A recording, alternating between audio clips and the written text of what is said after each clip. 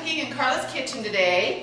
We're going to do this most simplest chicken breast recipe, but it is great because the chicken turns out really moist, and most people overcook and dry out their chicken. And we've just started with some chicken breasts that I've rinsed. And I have a helper today. Maddie's going to help me by actually following the camera over to the stove. So what we're going to do is I've heated up a pan on the stove and I put salt and pepper in it.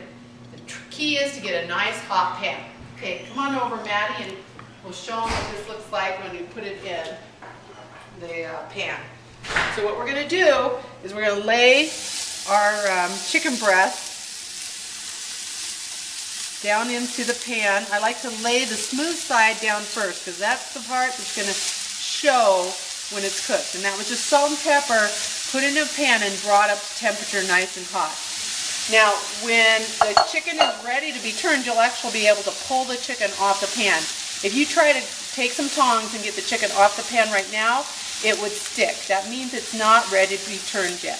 In the meantime, I've heated up an oven to 350 degrees, and we're going to, after we sear both sides of the chicken, we're going to cook the chicken from anywhere from 10 to 20 minutes in the oven until it registers 165 degrees, and that is the key to cooking chicken. So I'll come back when the chicken is out of the oven, and I'll come back when we flip the chicken. You can see what it looks like, and then back again when it comes out of the oven to show you what it's going to look like.